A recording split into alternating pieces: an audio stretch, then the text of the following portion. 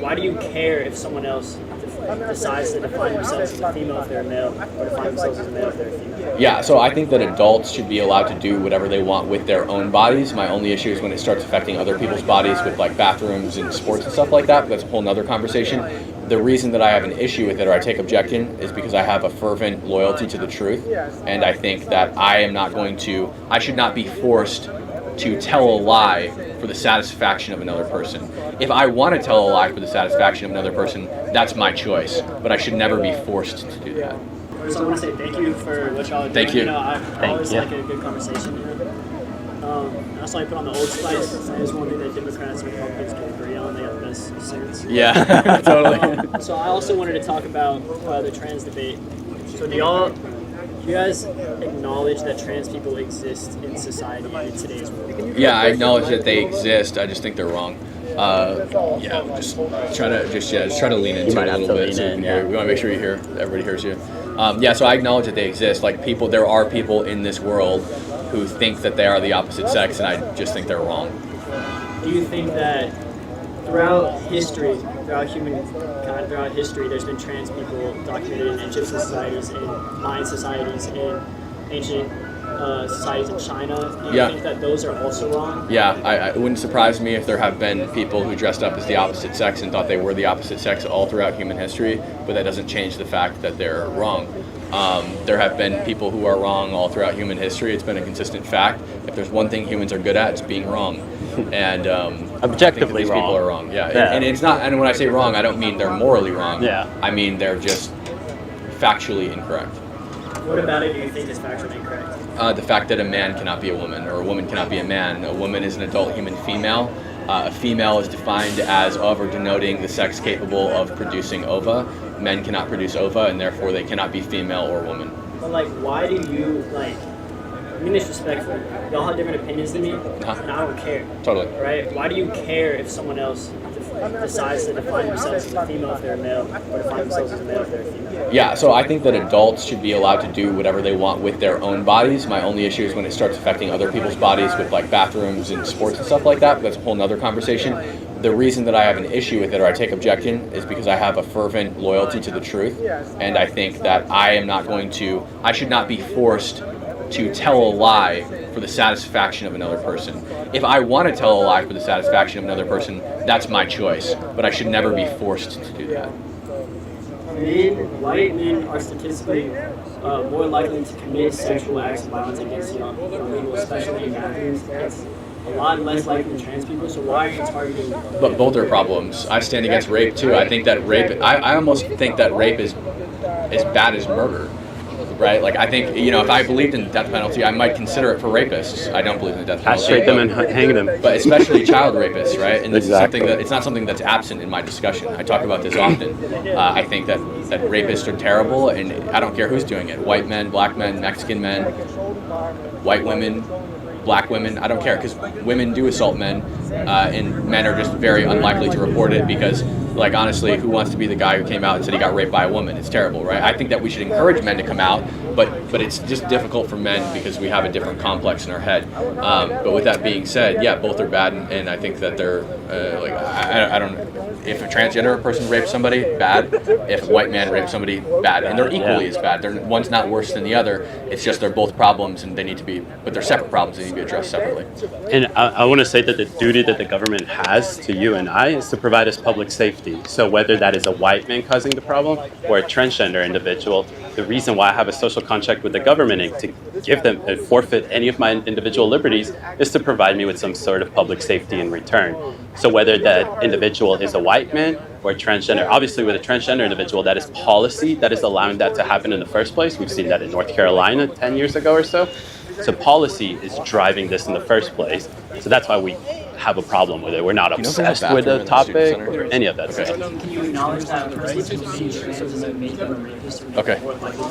David, hold the fort down. I'm going to go to the bathroom. Yeah, absolutely. What'd you say, sorry? Can you agree that just someone being trans is not a rapist? Absolutely. That's, I think, the biggest fight that Cam and I have is against the idea No, of I'm going to the stereotyping people, right? I'm an I'll be right back. individual. Just because I Hold the wear a fort MAGA down. hat doesn't associate me with certain stereotypes that you may have about MAGA, right? So just because an individual is transgender doesn't mean right away that they'll assault somebody in the bathroom or something, right? What I'm bringing awareness to is, one, there have been examples of it. It's in places like Virginia, for example. The entire governor race was one topic. The fact that a middle school allowed this to happen and then try to hide it by allowing some policy like that to happen in the first place. So I grew up around a lot of trans people. I had a friend when I was little named Max. When he was 8, he tried to kill himself, right? Tried to do it again when he was 7. And we would have pool parties, we would hang out with him, and he would tell us stories. He would say, I'm a girl. I'm like, nah, I'm looking at you, you're a boy. He's like, no, I'm a girl. After trying to kill himself twice and telling his parents about this over and over and over again, he was able to get gender affirming care and have hormone Treatment. Yeah.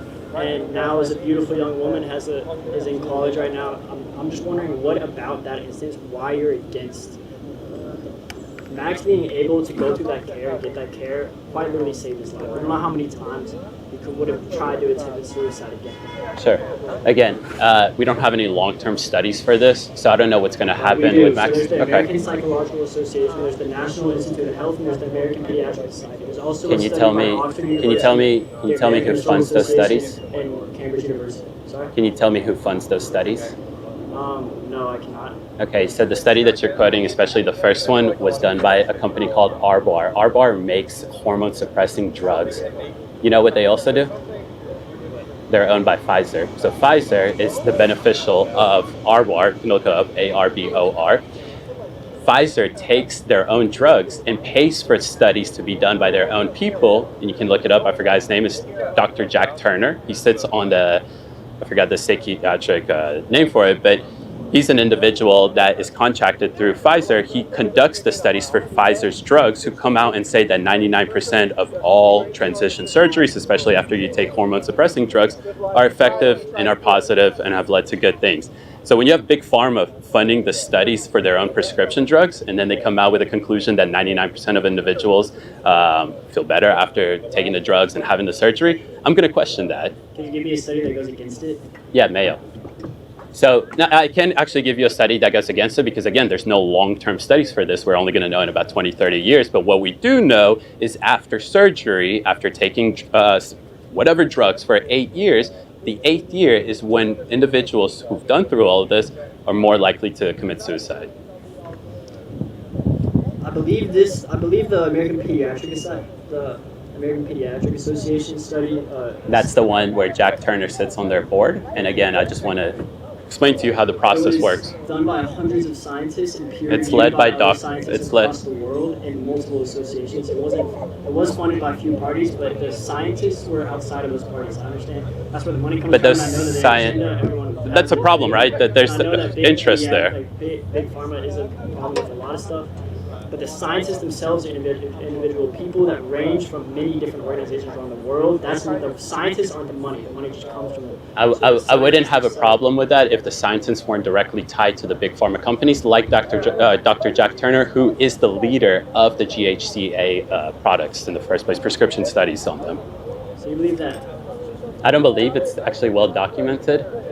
That's the problem I have, I right? believe that it needs to be better. Yeah, it needs to be independent, right? If you can show me an independent study that is not led by anybody that's attached to big pharma that conclude that the prescription drugs do help individuals after having the transgender surgery, that they somehow help, absolutely, I'll agree with you, but that's not the case. And the reason why I know that's not the case is because of the 8th year after surgery. Wouldn't you think that wouldn't be the case after the 8th year? Oxford University and Cambridge University. I advise you to go see who is funding those studies and who's conducting those studies. It's not just a point of who's funding them, but who's also conducting them. Because, again, what was the first one? The American Psychiatric... American Psychology Association. Yeah. And also the National Institute of Health. Yeah, so Dr. Jack Turner, who previously worked with Pfizer, sits on the committee there. So that's a problem, right? Yeah, I mean, like, we can agree on that, right? We want transparency, we want independent studies, and we want long-term studies. Maybe we can have this discussion when that happens. Yeah, I just feel like my standpoint on it is, studies or not, is that trans people exist in our society and they have for millions of years, thousands of years. So there's what I've seen. Now I don't want to like generalize, but what I've seen is people just saying no, it's wrong, it can't be true. We're trying to find evidence to state that, but it's a real thing that happens in our society and has happened for thousands of years. And I think that's interesting. I think that needs to be looked into. Yeah. I think it's definitely a real hold it down now. phenomenon. Okay. I think it's definitely a real phenomenon. I think it definitely happens. I've missed a lot of what you guys were talking about. I'm sorry, but I really do bathroom. appreciate how civil it was. Yeah, I have to I pee do so too. Yeah, badly. thank you so much for coming up and being civil. And again, that goes for everybody who's here. Thanks for coming and being respectful of not only my voice but also whoever's sitting at the mic. I'm gonna go to the bathroom real quick. Yeah, so I would just say like it's definitely a real phenomenon. It definitely happens, but I would just say that the people who believe it are wrong. He's trying to wave him down. Like I said earlier, the definition of a woman is an adult human female, and female is of or denoting the sex capable of producing ova. So the story that I gave him was that I had a friend of mine, Max, when he was 8 years old, tried to kill himself twice. And we would have pool parties with him, and he would state to us how he was like, "I'm a girl." I'm like, "No, I'm looking at you." Yeah, just sit here. You can still talk. After attempting suicide twice and telling his parents about it, he had the hormone therapy and the gender affirming care, which led him to now, like before puberty. So now she's a beautiful young woman. Yeah. And that quite literally saved her life. And that's a real phenomenon that happens countless times. The people who go through, there's like something like 90% of the, I don't have the exact number, but it's like 90% of people who go through with full hormone therapy do it out of life-saving conditions, which means suicidal thoughts or suicidal conditions. Yeah, I would say, also, as a person who's formerly been suicidal, I totally understand and empathize with somebody who's suicidal. I just don't think the solution that we generally carry out for these people is the correct solution. I don't think it's the solution that helps them the most. What do you think? The correct solution is? Because I think the correct solution is figuring out a medical answer for this that is not affirming their mental illness, and it is a mental. Like when I was suicidal, I'm perfectly open and willing to say I was suicidal because I was mentally ill. I think there was something causing that mental illness. It was the medication the doctors who didn't know anything about me put me on, but I was mentally ill for sure, extremely mentally ill, and I wanted to kill myself. It's the only time in my life I've actually wanted to kill myself, and that's because I was mentally ill. And so I think that there might not be a pill or a medication right now that solves this issue, but I think that we should strive towards one and figure it out so that we can actually help these people and not affirm their mental illness and make their situation worse. I gotta Yeah. head out, but Thanks for coming up, man. I appreciate it. Conversation.